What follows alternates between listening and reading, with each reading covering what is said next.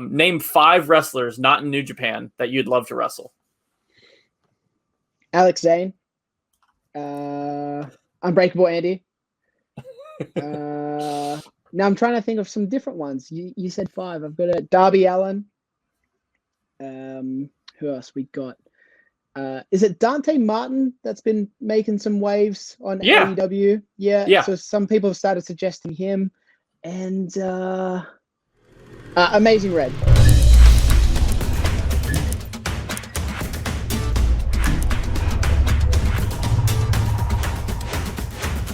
Welcome, everybody, to another episode of A-Listers. My guest today is a professional wrestler known around the globe. He is currently the reigning and defending IWGP Jr Heavyweight Champion. Welcome to the show, Robbie Eagles.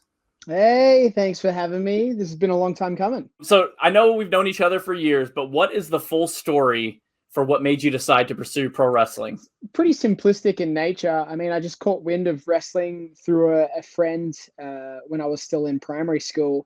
So I was still young and I was still easily influenced, I guess is the way to put it. And my kind of things that I was passionate about at that time was Power Rangers and Spider-Man comics. And then when I was shown WCW and I saw the cruiserweights, specifically the luchadors in their like amazing costumes, but they were flying around like the Power Rangers.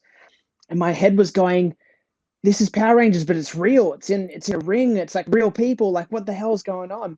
And I was hooked from day dot. And, there are people that went to school with me that would have remembered days where we had to draw ourselves as our dream job or something like that. And I'm drawing myself in RVD's costume. So, yeah, it's kind of like since then I said I was going to be a professional wrestler. And then my first year out of high school was when I started training. So I really, put all my eggs into that basket and just went straight forward to trying to get my dream job, which I have now. So now you recently won the IWGP Jr Heavyweight Championship. How did it feel for you winning a title with so much history?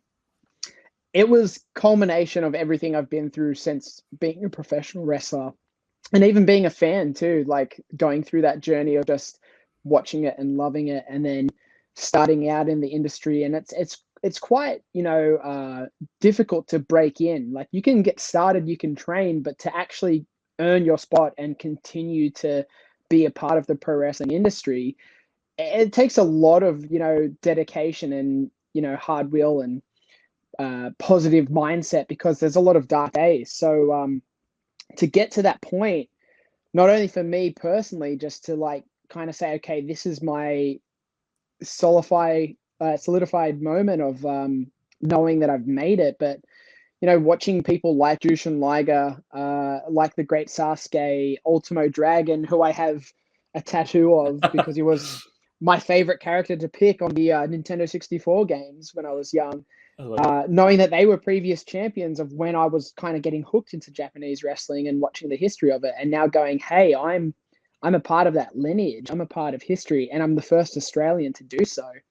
It's really special. I broke down in the ring and I was crying, and I openly admit that because for me, this has been an emotional journey since the first day, and especially because of the support that I was getting from back home too. Like Australia's going through pretty rough lockdowns because of the coronavirus. No one was able to really do anything. So the good thing was no one had excuses to not watch me back home because they literally couldn't do anything else. Right. But I really felt all the love and support because it was an outpouring on Instagram and Twitter and social media as a whole. And it just made me feel like what I'd been saying of everyone being a part of that journey, whether it be in a small, insignificant way or a larger portion, like my family and my wife and people like that. Everyone was a part of it, and I wanted to share that with them, and I feel like I really did. So you being an Australian wrestler, do you think that's made your career more difficult, no impact at all, or easier? And what is your reason for thinking on that? Oh, it's definitely more difficult. Okay. I think there's a lot of people that would think it's unique. There's less of the Australians in, especially like America and the UK and stuff like that.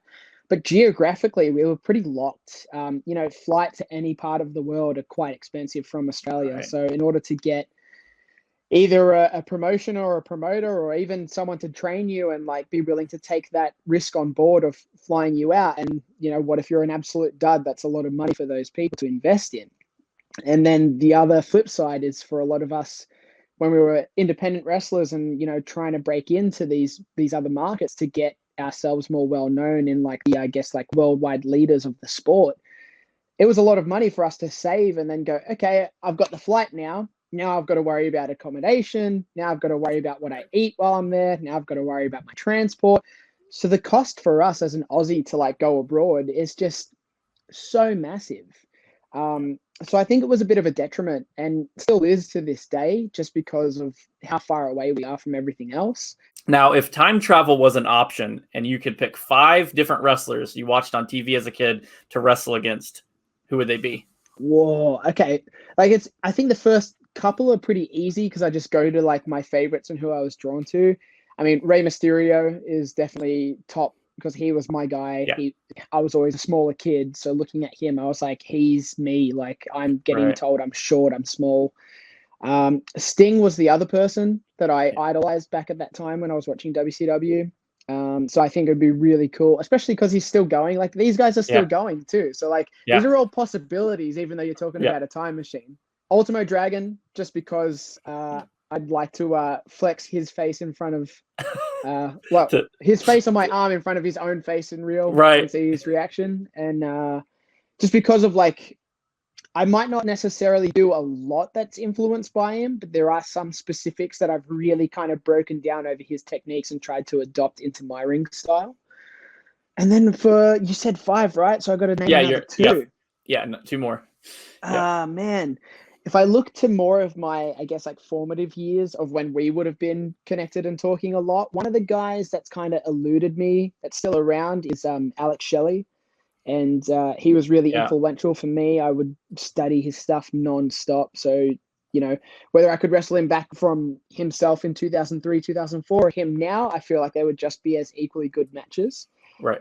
And then, I mean, I have to go with someone that maybe isn't around anymore. And his name is quite prevalent online right at the moment. But Owen Hart would be someone that I would love to get into the ring with, just because. That would have been a banger. He was one of those guys when I switched to the WWF and started watching that. He was a heel by definition, but he was a guy that I was kind of drawn to just because he wasn't over the top charismatic, but the character and demeanor that he had at that point in time was just something that I was like, I had to watch his segments. I had to watch his matches because I kind of wanted him to get beat up, but I enjoyed the moves and the way that he kind of worked within the ropes. So looking back at it, I go, hey, I really liked Owen Hart, as a kid, but I didn't really realize it at the time. So yeah, he's definitely one of those guys. Is there anyone on the independent scene that you've been watching a little bit, hoping that you'll get to lock it up with one day, maybe soon? Anyone stand out in your mind? The first person that I can think of is Lee Moriarty. He and I have exchanged a little bit on Twitter, just because I think some of the skill set he shows reminds me of some of the people that I just named previously. And he's very much one of those, students of the game. He really studies the craft and brings out something new each time. Was on the table at one point, but got taken off is Unbreakable Andy. So I've seen that he's started making his way back into the ring. So now that you are the IWGP Junior Heavyweight Championship, and you talked a little bit about it earlier, do you feel a sense of pressure on yourself that you didn't feel before? Oh yeah, 100%. There's like so much more pressure on me, on my matches, on how I train, on how I speak, on everything I do now, just because it kind of brought this new shining light onto me that's like, hey, Robbie Eagles is legit. I already felt that way, obviously, but maybe the world and the fans didn't quite yet. This isn't something that was just a one-off and I was going to drop it to the first person that I tried to defend it against. I'm a fighting champion and I'm worthy of being that champion. What advice would you give someone who's just starting out in pro wrestling today? Train everywhere. That's my advice. When I was first brought up in the business, it was very much, there was a lot of segregation, I guess, school by school, promotion by promotion. There was a lot of like exclusivity. And I understood why it was like that. But the way that we have this outlet with the internet now, with social media especially, wrestling evolves at such a rapid state. So if you only train at one spot or under one trainer, you're only going to learn so much of this sport. You need to really widen your knowledge base and get as much of it as you can. The good thing with the place that I train a lot of students back home for the Pro Wrestling Academy in Sydney is we have like 6 or 7 trainers on a like nightly basis. So everyone really gets to get different bits of knowledge. We all kind of have the same ideals and morals and ideologies of pro wrestling, but then we've all got our own little tweaks and spins on certain things, which kind of broadens the base that these kids can learn for skills of what they need in the ring. What's your dream goal for professional wrestling? I've kind of already hit it, to be honest. You hit it. Okay. Being the champion, especially the junior champion for New Japan Pro Wrestling, like once that was kind of like the long-term goal. I didn't think I would ever make it there. So, New Japan, that was it. Okay, cool. Yep. Now I want to be in Best of Super Juniors. I've done that twice. Now I want to be the junior champion. I've done that. Obviously, there's still more accolades that I could put under my belt. There's still more matches I could have. So there's definitely more things that I could keep pushing up there for goals set. But this is pretty much it. I get to live like a very good lifestyle. I still live in Australia. I travel to Japan. I'm currently in the US, getting to wrestle for New Japan Pro Wrestling over here as well.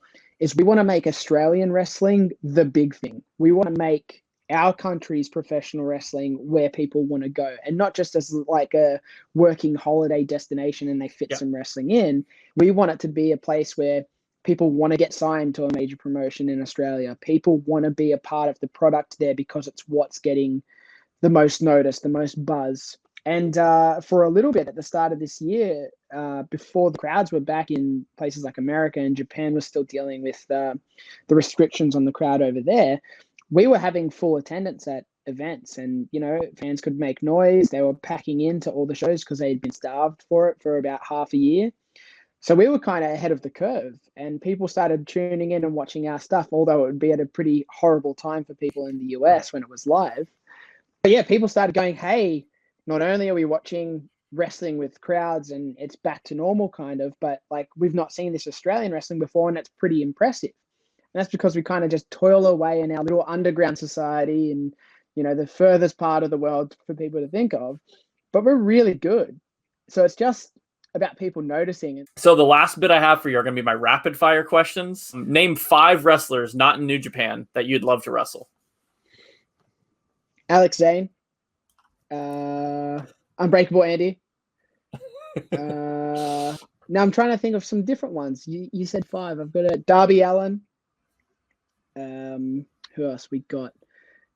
Is it Dante Martin that's been making some waves on AEW? Yeah. So some people have started suggesting him. And Amazing Red is always at the top of my list because we've interacted in 4-on-4 tags and some other little things here or there, but never 1-on-1. So what is a dream match you would love to see as a wrestling fan? What I would think would be very interesting would be Will Ospreay versus Brock Lesnar. What's your favorite movie? Scott Pilgrim versus the World. Favorite video game? Can't go past Final Fantasy VIII. Favorite superhero? That one's going to be more... Spider-Man. I already spoke about it earlier. Spider-Man. Okay. What is your favorite match that you've had? Yeah, this is always the most difficult question to actually answer because it kind of changes, and then it depends on like what we're looking for in terms of why it's my favorite. So on the 22nd of September, 2021, what's your favorite one? Today. It could change tomorrow. I think the one that I always go back to because it kind of changed my career forever is when I wrestled Ospreay for the first time in Sydney for PWA in 2017. Just because it set the path of where I am now. If you had to pick one superpower for yourself, what would it be? Teleportation. Biggest pet peeve? People who don't listen. You have an example, or you don't want to share an example? No, I'll just leave it at that. Okay, fair enough. They know who they are. Probably not, because they're not listening. Yeah, you're right. What would you do on Mars for fun? Throw a rock as far as I could and see if I could hit another planet or star. What is one food that you could not live without? Sushi. What's a piece of advice you wish you could tell yourself as a kid? Kind of what I said before. Go train and learn from as Everywhere. many people as possible. Yeah. What is one of your favorite memories? It doesn't have to be wrestling, but it can be. Talking to you on MSN in 2006. That's one of your favorite memories?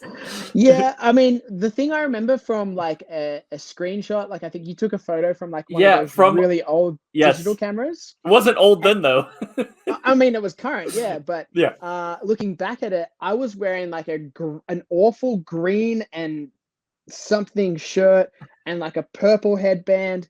I had no sense of style. So for me to look back at that and go, oh, I still have the same sense of style, it makes me go, I was on a good path back then, I think. What is your biggest goal in life? I guess just to live a happy and healthy lifestyle for me, and to give my wife and my family the life that they deserve to have. So if I can do that through wrestling by making it big, or earning the money that theoretically everyone else has already poured into my career over the years, I'd like to give that all back. And that extends past my immediate family as well. That's my friends, my colleagues. Just it kind of comes back to that whole thing of like making Australian wrestling really big. If we can make it that my friends can live off it back there, then that's what I want to do, because then everyone will just be self-sustaining. Everyone will be living their dream jobs, and then we can all just move on and have a happy life. So that is it. Of course, I will have everything for you linked down in the description. But what is next for you, Robbie Eagles? This weekend, I will be appearing for New Japan Pro Wrestling in Texas. We are wrestling for New Japan's Autumn Attack, and I've got a big match against the never openweight champion, Jay White. This is going to be a set of tapings for New Japan Strong, so they won't be shown live on New Japan World, but they will come online at a later date. So if people want to attend, there's still tickets available. But when this comes out, it might have already been and gone. So I might be double champ. I might have a championship opportunity against Jay White down the line. Who knows? But I'm going to have some barbecue. And then after that, I'm going to hit up one more stop in North Carolina for PWX, wrestle there, and then I'm heading back to Japan to defend my belt.